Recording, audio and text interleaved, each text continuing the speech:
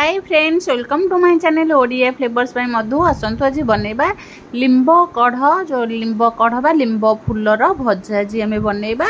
बहुत सहज और सरल उपाय रे आज आम लिंब कढ़ बा लिंब फुलर प्रस्तुति आरंभ करिबा। एबे कोन करिबा, आम नै लिंब फुल लिंब कढ़ जहाँ भी कहले चलो। एबे आम लिंब कढ़ नहीं ताकू कौन करवा भल भाव आगे एमती आम छड़े दबा। देखो लिंब कढ़े एमती आमर धरु धरु भी आमर फूल सब बाहरी जाऊँगी। आपको कौन करवा हाथ में एमती आम गोटे गोटे करके सबू तार फूल को आम काढ़ी तार जो डांग थी ताको अलग करदबा।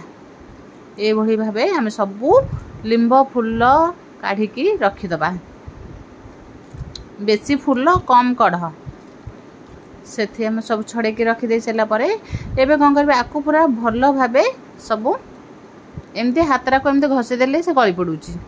देखो आम सबू लिंब फूल आम तल को गली पड़ी। एबे सब तार डांग सब रही जाइए, बिल्कुल भी आउ कढ़ के फूल किसी ना। एबे आम देखो ये मुझे 6-7टार मान लिंब पेंथारू एतिक आमर फूल बा कढ़ बाहरी। एबे कौन करबा यही कढ़ को आम आसतु केमती भाजिबा। फास्ट कौन करबा गैस ऑन करके आम गोटे कढ़ई बसईदेबा। कढ़ई आम गरम हो गला परे एबे कौन करबा आगे आम बड़ी को भाजिबा। एबे देखो आम बड़ी नहीं जाइए, बड़ी के आगे उल्टे दबा। तापर कौन करबा आर पटटा उल्टे देले आम बड़ी ये भाव भाजिले बढ़िया से बड़ी आमर हो। एबे देखो एबे बड़ी के आम उल्टे दबा। आम कौन करवा चाहिए तेल भी बढ़ी की छाणी पारिया। एते तेल रे कहीं आम बढ़ी छाणीमा आगे कढ़ई रे एमती आम बढ़ी की भाजीदेले पछरे आम तेल टिके पकईकी आउ टिके बढ़ी को भाजी पारिबा। एमती हेले हमर कौन कब बढ़िया कम टिके तेल खाइबा किंतु बहुत टेस्ट भी लागिबो। एबे हम गोटे स्पून तेल पकईकी बढ़ी को भल भाबे भाजीदबा। एपट सेपट करके भल भाव गोल्डन ब्राउन कलर हवा पर्यंत देखो बढ़ी आमर बढ़िया से पूरा भाजी एबे कौन करबा बढ़ी को आम काढ़ी दबा। एबे कौन करबा सेही कढ़ई रे आउ गोटे स्पून आम दे दबा सोरिष तेल। सोरिष तेल दे सारा पर एबे हाथ आम 3-4टा कंचा लंका दे दबा। एबे कौन करबा आम लिंब कढ़े फुटण न पकईकी आम जीरा पकेबा। कहीं लिंब कढ़ पिता पुणी आम जदि पंच फुटण पकेबे से भी पिता लगे। से आम जीरा गोटे स्पून पकेबा। जीरा आमर फुटीगला पर एबे कौन करबा आम 2टा पियाज को छोट छोट कर काटिकी नहीं पियाज को तेल रे पकेकी भल भाव भाजिबा। पियाज को टिके आम गोल्डन ब्राउन कलर हवा पर्यंत भाजिबा कि नले टिके आमर टिके कंचा कंचा थिबो सेही भली भाबे आम पियाज को भाजिबा।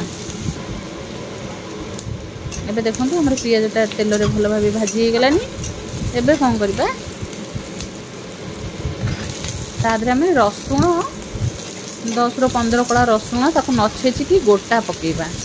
गोटा पकेबा ताको जदि लिंब कढ़ सहित गोटा रसुण खाइबे यार टेस्ट बहुत बढ़िया आसबो। समस्ते तो रसुण छेचिकी पकाउथिले, आम जी गोटा रसुण पकेबा।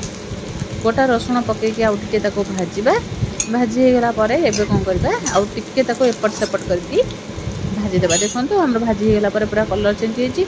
एबे कौन करबा आम गोटे बैगन को काटिकी छोट छोट करके नहीं से बैगन को आम पियाज रे पकईकी भल भाव टिके भाजिबा।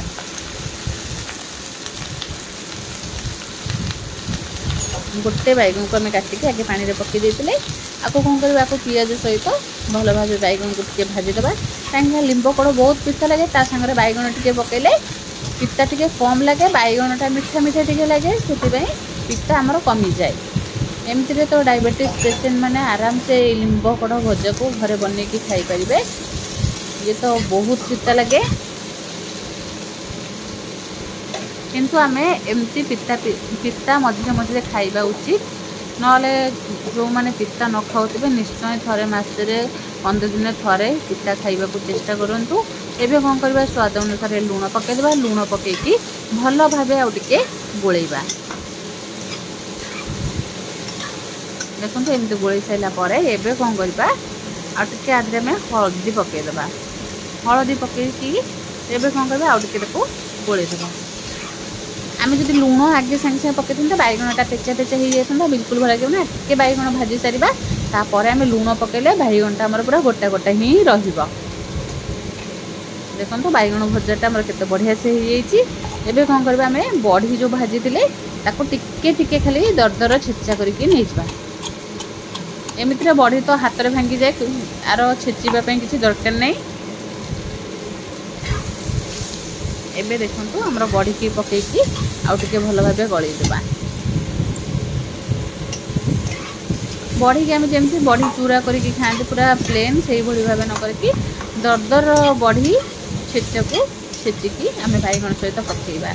एमती लिंब कड़ न पकेकी भी एमती बैगण आ बड़ी भजा भी खाई पारे बहुत बढ़िया लगे।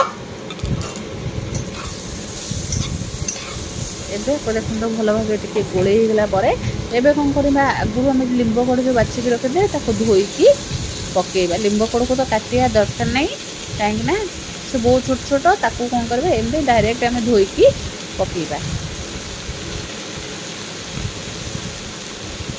एबे पकेकी बैगण रे पकेदेले बैगण पकेकी आउ टिके भाजीबा ना 5 ରୁ 10 मिनिट आराम से हमर लिंब कड़ा भजा रेडी हो। आपको पखाड़ भात सहित खाइबे बहुत बढ़िया लगे। पखाड़ भात जदि रुटी दे चाहिए भी खाई पारे। पिता रुटी दे बेसी भल न लगी पारे किंतु भात सहित पखाड़ भात सहित बहुत बढ़िया लगे लिंब कढ़र भजा। एबे ताको गोळै सारा पर आउ टिके घोरै देथबा घोरैकी ताको 2 मिनिट छाड़ीदबा। 2 मिनिट पर आउ टिके ताको गोळैबा। एभली भाव देखो बढ़िया से पूरा गोड़े होगा। एबे आउ टिके ताको पूरा झुरझुरा कर भाजीदेले कौन हम खाइबा को बहुत बढ़िया लगे। आपको जो पेचा पेचा हो गले बिल्कुल भल लगे ना। जमी आम बैगण गोटा गोटा पियाज कंचा लंका रसुण पड़े आर टेस्ट बहुत बढ़िया आसो। एते पिता भी लगे ना अल्प अल्प पिता लगे खाइया को बहुत बढ़िया लगे। एबे देखो आमर लिंब भजा पूरा रेडी एबे कौन करबा गोटे प्लेट को हम काढ़ीदबा।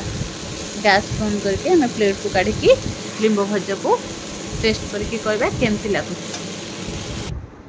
देखो एबे हमर आउ टिके हमें बड़ी टिके ऊपर पकेकी लिंब फूल कि कढ़र भजा पूरा रेडी होती। भावे घरे आम एबे तो लिंब कढ़ मार्केट रे बहुत मिलूची।